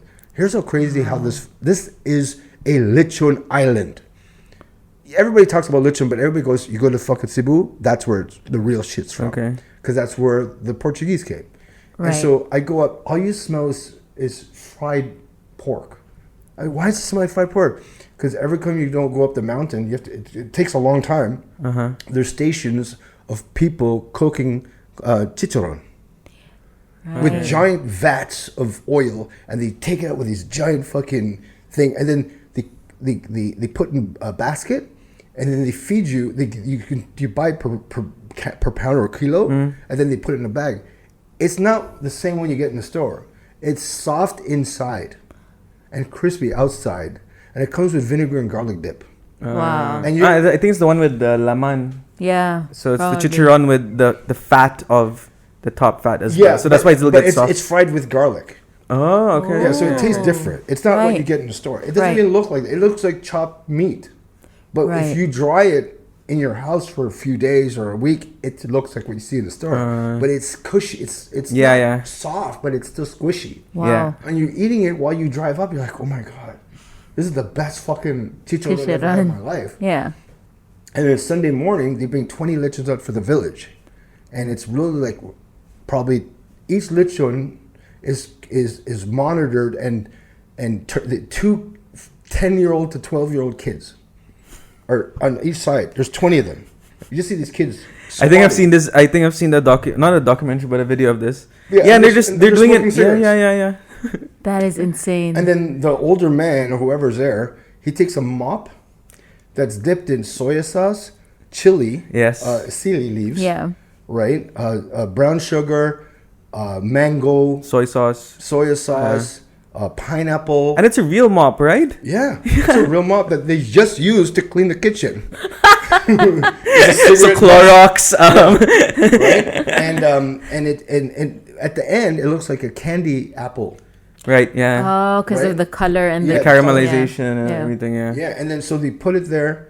There's a lady that chops it for everybody, and then so she's chopping it, and I'm like, oh, can I have a piece? And she smacked my hand. She's like, I'm like, Wait, this is still part of the. Lechon. So there's camera crew with you, or no, this is. Just They you didn't even go. This is my cousin. Oh, okay. Right. This is just We a didn't get to personal go sort there. of thing. Yeah, this is Okay. after. Okay. And after I took, she started. She wants to hongyet, means feed me. Open your mouth. She went like this. Stuck her hand in my fucking mouth. I'm like this. Don't bite it. It fucking dissolved. Oh, wow. And I chewed it. Oh my god. Is it the best one? Better than Viagra. My dick was like. It was unfucking. It's a combination of the pork and her hand in your mouth. That's why. And then so I'm like, this is the crazy. And then my cousin goes, "You want to try something even crazier?" I go, "What?"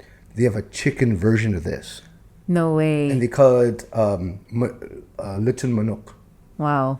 And I swear, it tastes like the same. Like the texture of the skin. the skin is the same. Yeah. but smaller. Right. Obviously, it's chicken. It's not like Yes. pork. And you in your head, you're like, this is a lechon. Wow. You're sucking on the bones. It's so salty and garlicky. Did you say dumanhog? The manhog. Dumanhog. Yeah. My dad's from Bohol. So basically, there's a water in between them. So, but Right. they didn't meet there. They met in Canada. Yeah. Lechon, man. Fuck. Lechon. We is have the to best. eat. We're gonna Yeah. so Friday after his show, and I'm gonna call what's her name? Ima. Ima and Sanya. Yeah. Ah. We'll let's go to a Filipino restaurant videotape. There you go. La Mesa maybe. Yeah. La Mesa or Chibog, wherever you guys want. Yeah. That would be I'll nice. definitely plan that. Don't worry. Yeah. God, we have to, man. I know. Filipinos all over the world, man. Yeah. And you trust me, like Filipino food here is almost as good as what we have in the Philippines. Of course, the ingredients might be different. There's some Right. things we cannot get over here But that they're we more get there. authentic Filipinos here because it's still first son of a generation. Yeah. You know, like I've already met. I've met one of my first Filipinos in my life that was 65 who never had an accent and can't speak Tagalog. Oh. Yeah, because his grandparents came in the fucking 40s. Okay. Wow. Or even earlier. Yeah. Wow. So he's like, I don't even know my language. Wow. And you're like, you look like you can't even speak English. You know? He looks Filipino to the T. Yeah, but he even can't- has yeah. the flip flops, Vest, and then The vest. walks out to the mall and Yeah. He has Honda Civic. He has an alien skin. He has the Technic shot there from the 70s. You know, he has all the The Filipino- mark of the shot. The mark of the Yeah. Filipino. That weird. I have that as well. The brand. What is that? I don't know. What the It looks fuck- like a small bite from something that took Yeah. the skin, and those are the teeth marks left. That's What what. the fuck? Yeah, it's like, you want to come in? I'll bite you. Yeah. Okay, you're allowed to go. Okay, now you're Filipino Now you're nice. Filipino. Go. Like when the baby. That's why the Filipino nurses like. Oh my god! If you have to smell the baby and give it to you, Oh yeah. kumot, okay, go. If it's baho, you don't take it. Here you go. Go ahead. We're the only race to do smell kisses. Yeah. We do. Why do yuck. we do that? Oh yeah, I've never noticed that. Yeah. Yeah, because our taste buds are tied to our nose buds. When we eat, we don't do this. We go. And we like smelling our food We before. like smelling everything. Yeah. You know, like Yeah. you smell your baby if it stinks. Come here. Yeah, they always smell the Take a baby's bath. feet and then vinegar and then Vinegar feet. yeah. The baby's kilikili. Yeah. The underarm of their. I smell my dog all the time. Yeah. I smell Our noses him. are stronger than our eyes almost. Yeah. That is so That's true, true. actually. Yeah. A Filipino that's blind is not blind to me. You still got your nose, man. You still have everything you need. You have a lot of senses in you. I think You that's got why our this. nostrils are round. It's just like radar. Boop, boop. Oh, there's a chicken. Then it's like drawn naturally to that smell. Like, How what come we're is the only that? race that knows how to flare our noses? Yeah, that's true. What the fuck is that? I ever try to tell yeah. a white person to flare their nose? How do I do that? I'm really this. We have like muscles. Extra on it. muscles on. Yeah. Yeah. That's why we could smell more than ever. There you go. That's true. You could smell your baby's tae from a mile away. That's true.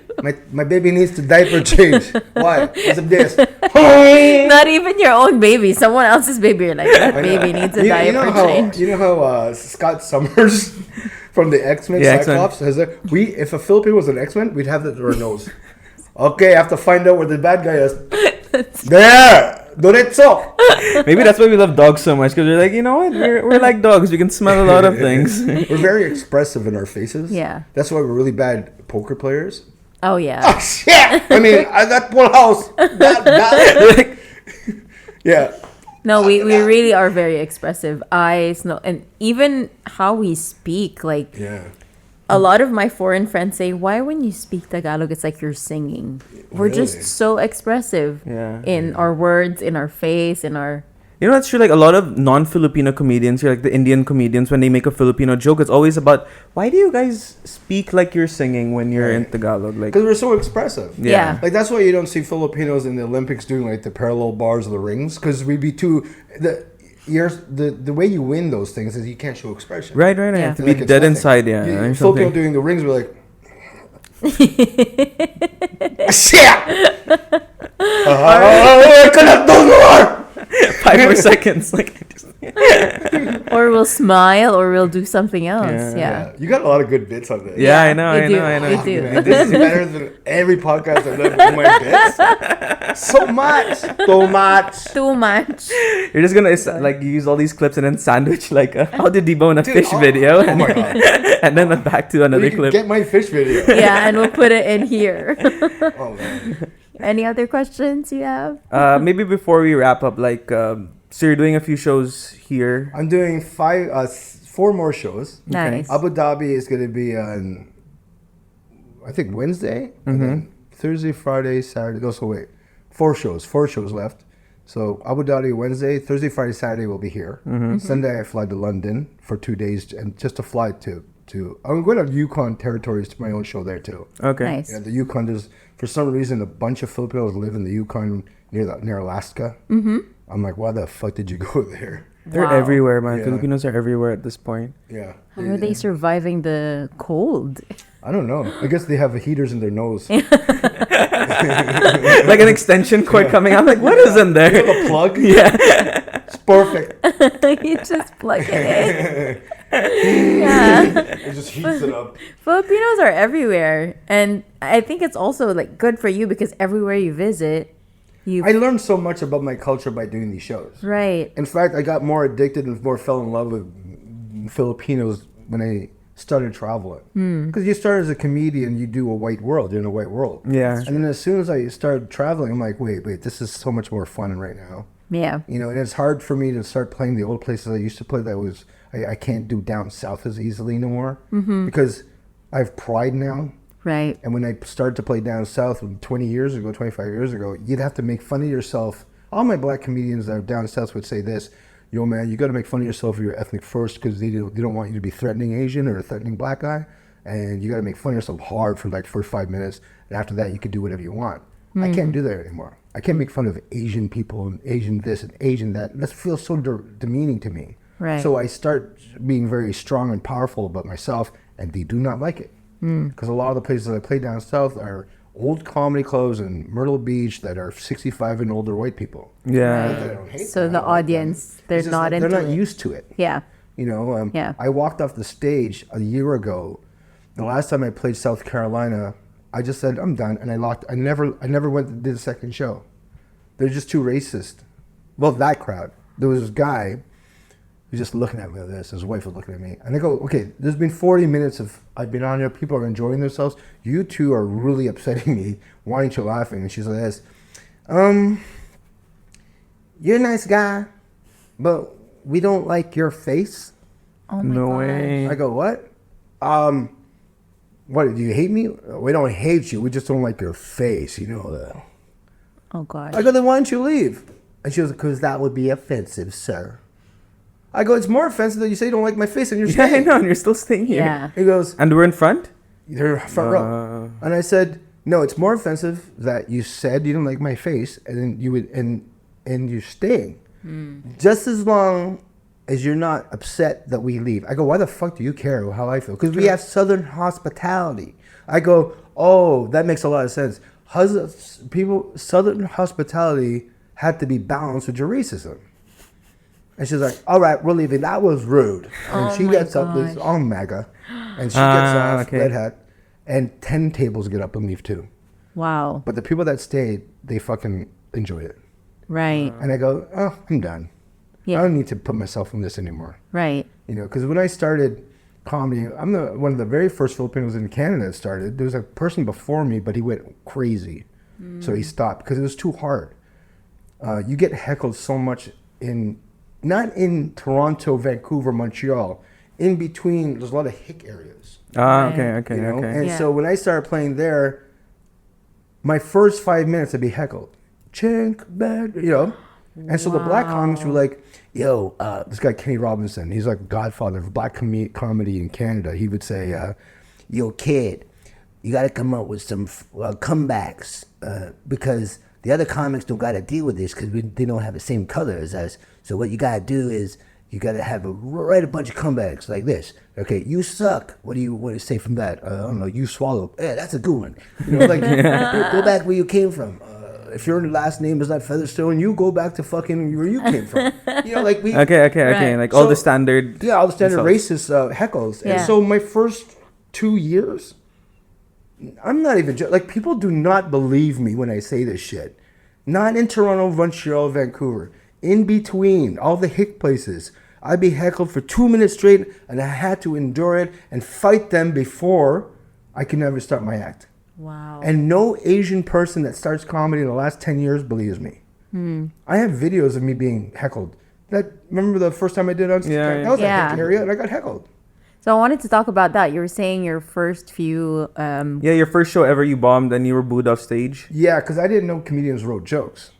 I thought you just opened your mouth. Yeah. Right? Right. You're just naturally funny, like Yeah. your friends. Yeah. Like what we're doing here. Yeah, like how you just have the banter with You friends. can do that if you already have a repertoire or ammunition of bits Yeah.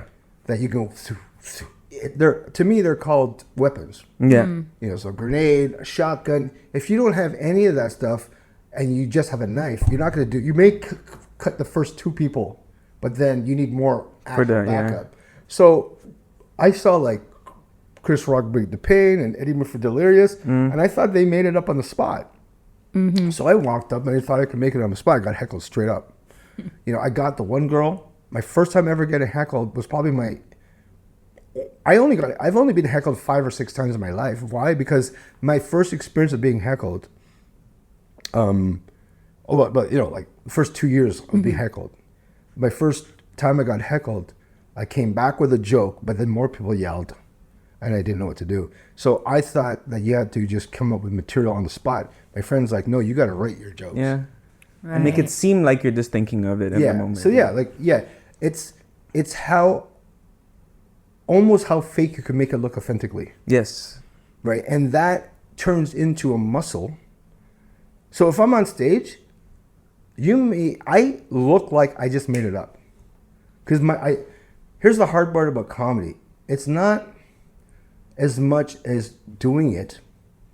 It's how long it takes for you to transfer your real funny personality off stage on stage, because you have to mimic it.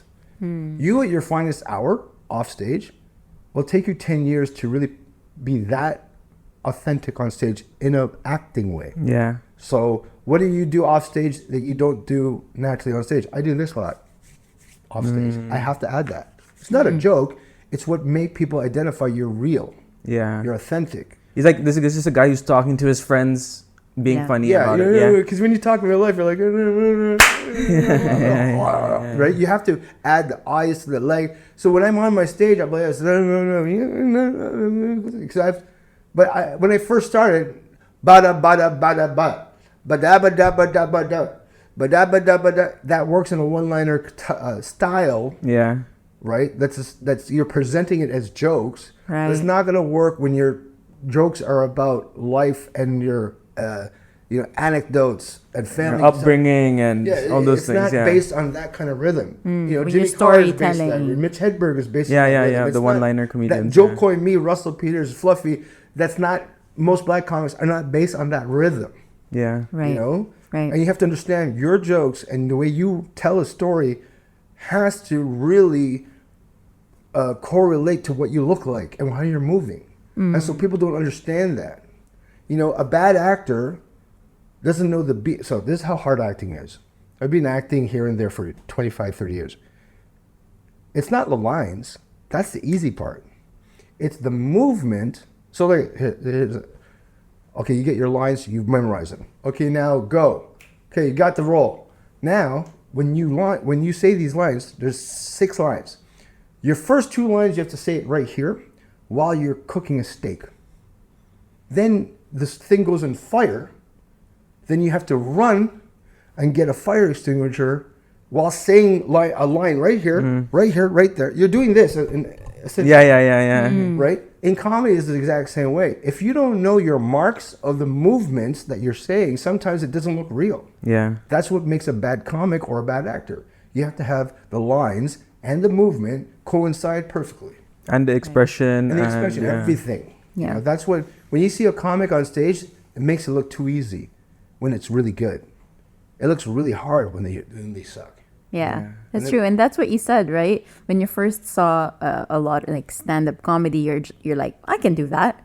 Yeah, Makes it look When I first watched, I'm like, I'm funnier than half of these You try to guys. slam dunk after seeing Jordan? Fucking, it's impossible. I'm like, look at that. Oh! This is the gap between you and the ring. It's like, that's so true. Like, you think it's easy, but there's so much of the things which you don't see that the It looks so easy, but there's 1,000 things that's happening. You're almost schizophrenic because you're thinking of 3 things at the same time. Yeah. You're loading your jokes and shooting the jokes, and you're acting like you're not thinking about these things. Yeah. And at the same time, you have to look at your audience. Are they reacting to you? Do you have to slow down? Do I have to speed up? But like you said, like you could be on stage for 40 minutes. The whole crowd is laughing. The 2 people in the front, those are the ones that are going to get to you the most. Oh, 100%. He's like, I know I can control the other 60 sitting there, but these 2 are not laughing. And my goal is to just make these 2 happy, not the 60. And even when you're on and we got everything, you can lose them right now if you go, oh, I got these guys. Yeah. Whoa, shit, I don't. Yeah. You can't. It's like you think you could reel a tuna in. Don't think it's that then easy, the reel snaps and you're like, Yeah. well, okay. They're too strong of a crowd. Yeah. Of a being as a one entity. Yeah. To think you can control them that easily. Right. You always have to be on your toes because they always escape. You think you got a snake? No, you don't. You got to be always fucking there. Yeah. This is why it's an art. And I really admire stand-up comedians because I could never do that. You can never put me on a stage, say a joke, do the movement, look at people and not be nervous, not cry if people are not laughing. Like, and change it up. If someone drops a glass, breaks a glass, or yells at you, you're never comfortable. right. Yeah. You may be comfortable while they're laughing, but you're thinking, well, you better get this joke started, the next joke quick, or you'll lose them. Yes. You're never comfortable, and if you are, you're gonna lose them. Yeah. Yeah. Should always be on your toes. That's true. Yeah. That's why I'm like, why is this guy been doing the same material for like 3 years now? But then I realized like that same solid 5 can really evolve just by changing a word or an action. Yeah. So I understand like the amount of time it takes to actually write a joke, perform it, edit it. It's so hard, and it's even harder today because the turnover is not like before where, Jerry Seinfeld, the 80s, you could actually do your act for 10 years and people will just sit there and go, oh, I like this. Yeah. Now they're like, ADD, HDSD crowd, right? They're like, we heard that. We heard that. Yeah. We heard that. We heard It's not that. new anymore. No. It's not. Yeah. And after 1 year, you better have a new one. Yeah. That's why people are, you post old stand-up, talking to the crowd, and stupid videos. You never do your real shit. So I would get this a lot. I would see this in the comments on my YouTube or Instagram. Hey man, don't you have any new material? Wow. Dude, come to a fucking live show and pay, motherfucker. What, you want this free? Constantly free? True. What are you, stupid? I tell them right there, why don't you watch a live show? It's all new. Well, why don't you post it? Why the fuck would I post my new act? Right. Like, I'm here to make a living. This And is you're my not bread and supporting me if butter. you say that. Yeah. Yeah. You have to understand that what we're dumping out there is what we can't use anymore. Yeah. I have an hour and a half of stuff that you haven't seen. Come pay. If you enjoy this, don't keep them going. Keep it loading up. I don't want to move. I don't want to pay for you. Just entertain me like a king. Shut up. I yeah. hate people. That's true. The material that you put out is your burn material. That's It's your it. material. Or You if can your favorite probably- joke is, you have to make sure that's gone then. Right. If that goes viral, hey, good luck to you. You know when Yes. Russell Peters blew up in 2003 and 4, he blew up, and people were like, man, I'm not going to put my material up there. Why? Because they all know my shit, so I won't have any new material. Do you know how hard it is to go fucking viral? In fact, when Russell went viral, he didn't have any more fucking material. So he had to write that shit in 6 months, his next album.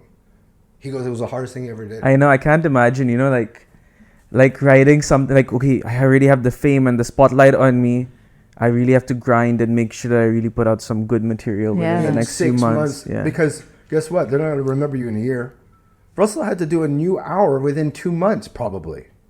Luckily, whatever they saw was 45. He probably had another 20 minutes. Yeah, okay, and then he just added it. But he's a genius when it comes to talking to the crowd and riffing. Yeah. So he can do an hour of doing Just that. by doing crowd work. Yeah. Even Chappelle could. Chris Rock can't do that. I talked to Chappelle once and Chris Rock once, and they both said the same thing. But basically, I go, Chappelle, man, like basically Rex Neverete knows his wife.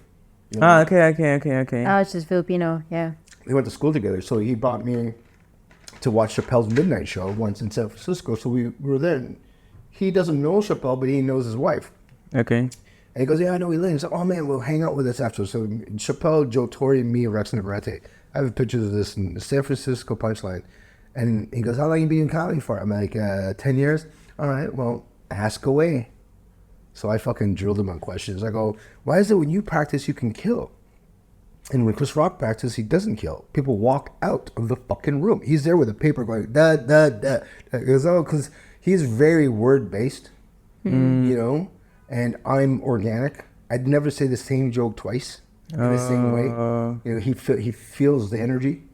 And he goes, he has to be more like me, and I have to be more like him. So I do what Chris Rock does in certain parts, just because he needs to be too stable. It's not like static.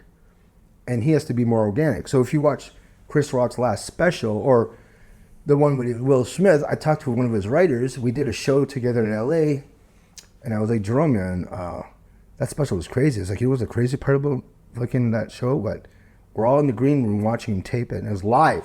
Yeah, it was the first live special on Netflix. It was the first time anybody did something live, like live to air. So you see that he fucked up on one joke. Yeah. You could see all the messing up and everything. Yeah, and the end part, he goes, he just made that up. I go, what, with the Will Smith? He said, yeah, it was just him had to say it. So it was technically, it wasn't a great joke, but emotionally, everybody felt it because Chris Rock never does that. He never opens his heart and his emotions on stage, and he's just done that like Richard Pryor now after 40 fucking years. Wow. Where he was never like that, so he's evolved. He's now a storyteller. He's now an emotional comedian. Yeah. He's not a joke writer as much. He's still a joke writer, but he has that emotional side now. Yeah. Being embarrassed in front of the world, it changes a person. You gotta fucking, you have to roll with it. Yeah. And when I moved to New York, I learned so much about what he did as a comedian that is so highly respected. So his career was doing well. Then he started to sink really bad after Saturday Night Live and Live in Color ended. So he was no longer bookable. And then he had one shot to do big ass jokes. That was the first HBO. If he nailed it, they would give him a second special, which is Bring the Pain. Yeah. So the first joke he did at Bring the Pain was about the Marion Barry, who was the mayor of Detroit. I can't remember of the time, right? Okay. Or whenever that special was filmed. I can't remember the special was filmed in Atlanta. Fuck, I can't remember, but D.C., Washington D.C. The mayor was Marion Barry, who caught smoking crack in a hotel room, and that just happened.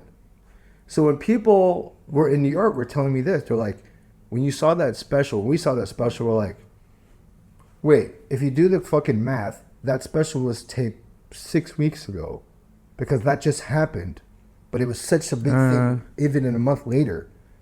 He opened new. You don't do that in comedy. But because he got booed live. Okay. But he owned it.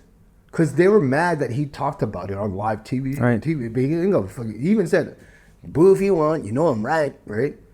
That changed a lot of the mindset of comedy, especially New Yorkers. They go, you know what, man? He never did evergreen. I go, what the fuck is evergreen? Evergreen comedy material is stuff you could do any time of the year. It works in 20 years from now, 50 years from now, any time of the day. That's not an evergreen joke. That's a joke that only lives in that small pocket of life. So if you watch it 20 years later, you wouldn't understand the reference. But he just told you the news and what was happening in the zeitgeist of the world. Yeah. Which gives you a reflection. It's no different from pictures that are drawn and carved in a wall in a cave, where you go, oh, this would happen back 2000 BC. He's doing that. It may not work now, but he's giving you a view of how 1996 was. Right? And if you research it, you're like, oh, Marion Barry's got caught smoking crack. Holy fuck. Yeah. So now, if you have all evergreen, you're not respected. You have to have something in your act that could only really rely on people today. Yeah. And it may only work for the day or the week or the month, but it's a muscle that you should always have. Okay. Yeah. That's great. You're learning from... I'm learning a lot, yeah. But I think we got to start wrapping up. Yeah. Yeah, man. Yeah. It was a really good episode, I must say. We touched on literally everything that I really want to talk about from Amazing. here. It was one of my favorite podcasts. Oh, thank you so much. Thank you for your time. We'll see you in a year. No, but really, thank you for your time. Thank you for spending. I don't even remember you guys. Did we take pictures in the Philippines together? Yeah, we did take a picture. Yes. These posters? Yes. Yeah. And that was like a week before our wedding. Yeah, it was actually a week before our wedding. I Yeah. do remember a couple came up to me and said, we're getting married. Yeah. But they That were was black. Anyway. that was me and another chick.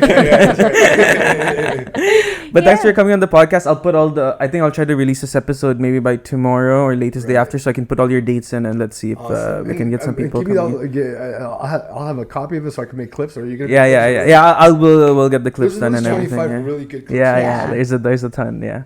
But thanks for coming. We'll definitely take you out for dinner on a Friday. And Filipino food. Yes. Since you're here almost every year, maybe we can catch up on our next podcast. Yeah. Our annual podcast Josol meeting. Yeah. And hopefully I get on the fest with you guys too. Oh yeah. That's perfect. Yes. Thank you so much. Okay, we bye. love you guys. Let me use my feet. Bye.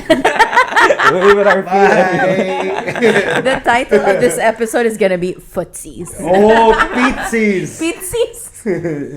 Letter P. That's hilarious. Pizzies.